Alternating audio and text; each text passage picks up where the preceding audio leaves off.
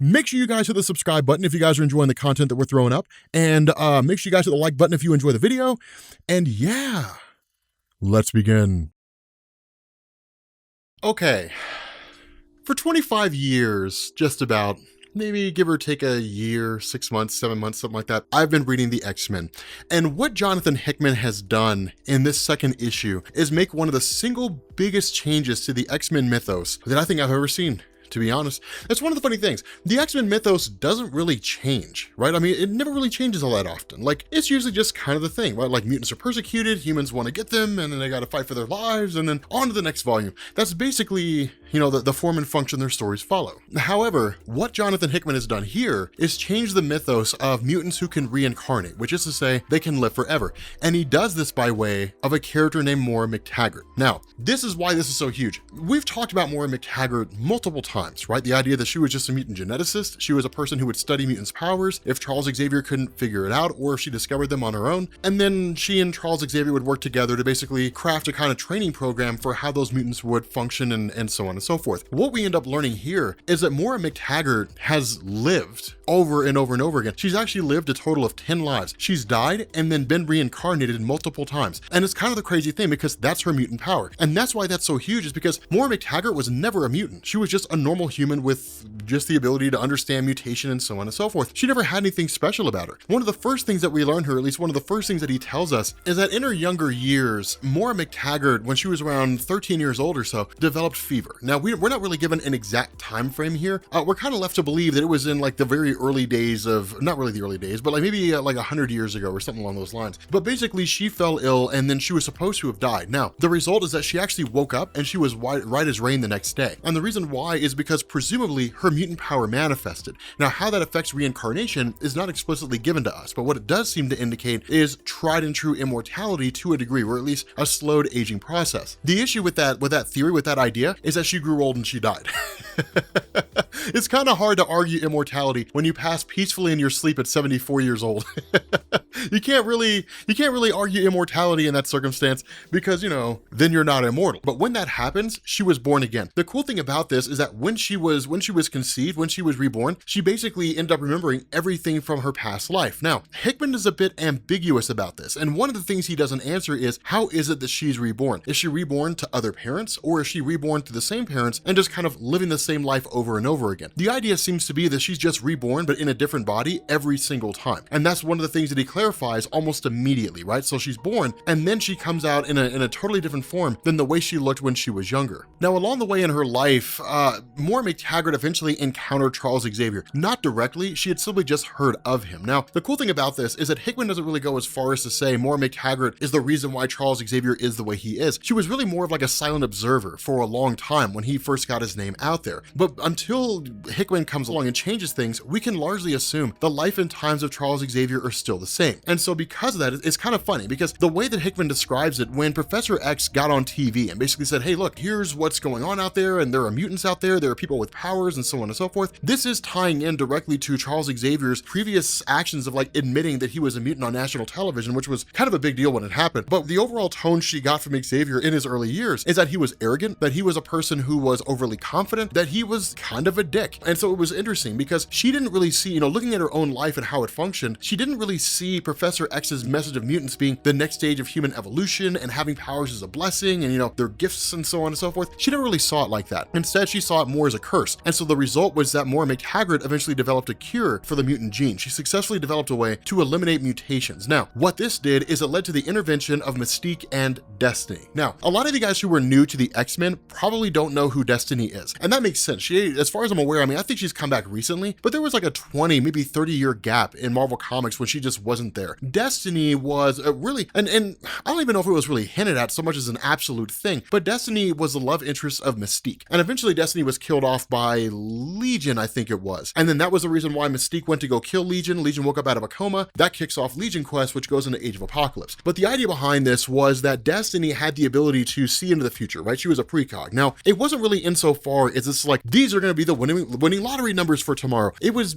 one of these things where it's like a conflict is coming later on down the line. she really seemed more like a seeress or like a religious figure, in terms of how her powers function and how they were depicted in Marvel Comics, as opposed to just kind of being like, make sure you go left when you get to the fork in the road, otherwise you're going to crash into a truck and die. It was interesting the way that it worked, but for a long time, Mystique and Destiny were inseparable. They were the 1-2 punch of the Brotherhood of Evil Mutants, and in a lot of ways, the X-Men's villain group. Now, there was kind of a cool thing called Destiny's Diaries, right? Like after Destiny died, there were all these diaries that she had where she had written out things that were going to happen, and it was like the hunt for Destiny's Diaries. It's a really, really cool set of events in Marvel, but essentially what seems to have happened here is that Destiny, had a vision of sorts of Moira McTaggart and the future that her discovery would lead to, right? The future would lead to in terms of discovering a gene, or I guess a formula that could cure the mutant gene. The result is that Destiny says, what you've done here is set in motion a series of events that will lead to a war, that will lead to the destruction of all things. And that's why the Brotherhood is here, right? Because what Moira McTaggart's done here, she's basically laid in motion a set of events that's going to lead to the destruction of all the mutants. And so the Brotherhood basically consisted of Mystique and Destiny, Pyro, and I don't think there's anybody else. I don't think Avalanche is there. So this is back in the 1980s, presumably during the second iteration of the Brotherhood of Evil Mutants. What they do is they basically say, like, we're going to kill you, like we're going to destroy you, and we're going to destroy your cure, and then you're gonna die and you're gonna be reborn, right? Because Destiny knows about all this. She's a precog, but she's like, you're gonna die and you're gonna be reborn, and then take this knowledge into the future and know that if you do this again, it'll lead to the destruction of everything. And so one of the things they actually end up doing is burning her alive, right? And like doing it slowly, so she just kind of has time to think about what it means to truly die. And so the result is that when that happens, when she goes forward, the formula is still there. She still creates it, but doesn't advertise it. She doesn't go out and tell anything. Instead, what she does is actually start growing closer to Charles Xavier. She starts focusing on what it is that he's looking for. And so this is really kind of changing the history of it all, right? So like, chronologically, you go through the entire lifespan, or the entire time that Moira McTaggart has been in the X-Men comics. Originally, all you got was, boy meets girl, boy and girl fall in love, and then eventually they break up. That was basically what it was in terms of Moira and Xavier. What Hickman's doing here is coming back and changing everything and saying somewhere along the line, Moira McTaggart was born, and then she did some things, and then she died, and then she was reborn, and she did some things, and then she died, then she was reborn, and then she met Charles Xavier, and that kind of picks up with the modern era. If you start with Chris Claremont and you go through with Moira McTaggart, all the things that he did with her, then what you essentially are looking at is the third life of Moira McTaggart in Marvel Comics. It's cool, and that's one of the things that Hickman highlights. He says, like, she was there by his side when the original X-Men were formed, when the Giant Size and the new launch of X-Men was formed, when you were talking about Avengers versus X-Men and the death of Xavier himself, and then this future that Destiny said would come to pass when the humans would eradicate the entirety of the mutant population. This really seemed to be more akin to like Days of Future Past, but still, the deaths of all these mutants at the hands of humans, and then eventually Sentinels. And so really using this life experience she has, she tells Xavier, read my mind and see this future that awaits us, see what happens with these things that I do, and where she eventually achieves Xavier's dream by kind of having this biodome the various mutants reside in that cuts itself off from the rest of the world. Man attacks yet again, a war breaks out, and then all the mutants die. And so the result is that what she does is she looks at that and she says, okay, so basically this is all the fault of Bolivar Trask. Now, again, a little bit of history here. Bolivar Trask was introduced in Marvel Comics as part of Stan Lee and Jack Kirby's run on the X-Men. And the idea was that he was the first one to create the Sentinels, right? These giant robots that would serve the purpose of whatever their makers wanted. Following Bolivar Trask and his defeat and presumed death at the time, although I believe he ended up coming back, what you got was Stephen Lang. And Stephen Lang, those are the Sentinels the X-Men were fighting that was the prelude to the events of the Phoenix and the Dark Phoenix saga, and really like a lot of the Sentinels that came after. Now, there were various people who invented them after that, but Moira McTaggart realizing that the entire Sentinel program, which is to say these giant robots being controlled by man set on the course of killing mutants, was all done at the hands of Bolivar Trask. She goes through and kills every single member of the Trask family so that hopefully none of this will come to pass. The result is that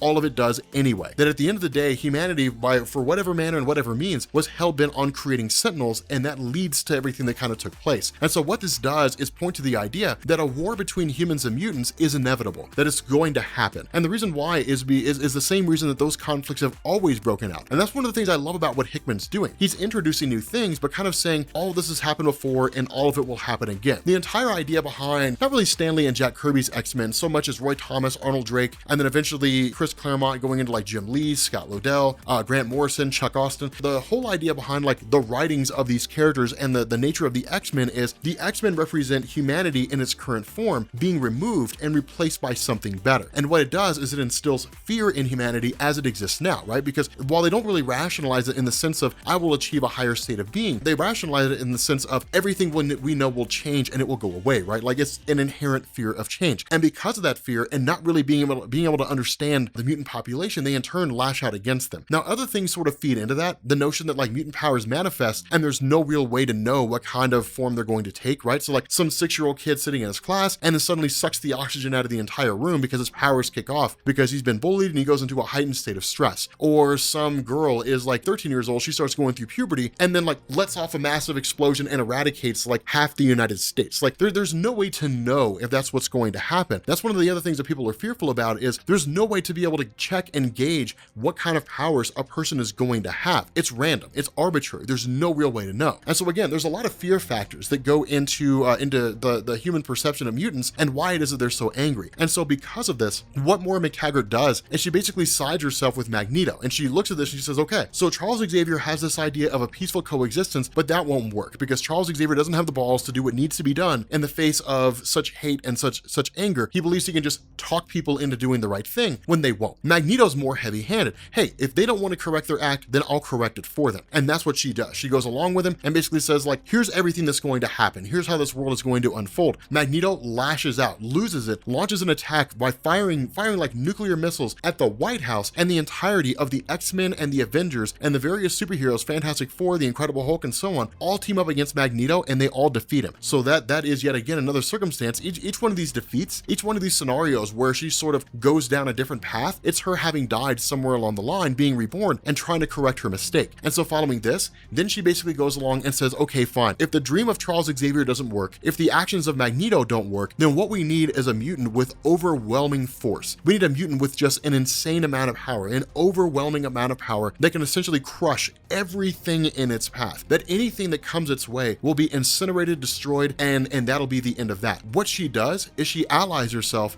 with the villain Apocalypse. And this is one of the coolest things, right? Because Apocalypse is a being of Darwinism. He's social Darwinism. Only the strong deserve to survive. The weak will make way for the strong. It's the natural order of things. Now, here's the important thing to understand. What Hickman kind of says here is like, in this war that broke out between humans and mutants, this conflict as it takes place in this timeline of this life that she's lived, instead of humans making the first move, it was Apocalypse who made the first move. It was Moira McTaggart going to Insaban Nur and saying, hey, look, here's how everything's going to unfold. Here's everything that's going to happen. Here's all the things that I've tried. I need your help now. And then Apocalypse was more like, okay, so if what humans want is a war with mutant kind, then we will bring them a war. We will give them a war without end. We will test them endlessly. Like we will constantly put them in a situation where they're going to have to do whatever it is they need to do in order to win. The danger in that is that it basically presents a scenario where Apocalypse himself can be destroyed. And that's kind of what he's looking for, right? He's kind of looking for a scenario where like only the strong deserve to survive, even if that means that he becomes weak. That means that he becomes obsolete. Now, he would have to adapt and have to thrive in the face of that. But what you end up getting here is in the outset of this first conflict, when it all kind of came about in Apocalypse and his 4 horsemen faced off against humanity, they wiped them out on every level, everywhere they went, right? Like they killed all the superheroes. They wiped out every major city in the United States. And what you had was what was left of humanity banding together and then facing off against them. It created a whole new level of Sentinels, a whole new level of machines, and none of it worked. None of it worked at all. At the end of the day, Apocalypse, just like so many other villains before him, so many other mutants before him, ended up falling and ended up dying, and Moira McTaggart was reborn yet again. And so what this does is this wraps us back around to the modern day, to the beginning of House of X #1. And so what this seems to indicate is that this is the 11th life of Moira McTaggart. It's the 11th time that she's gone to Charles Xavier. It's the 11th time that she's tried to find a way to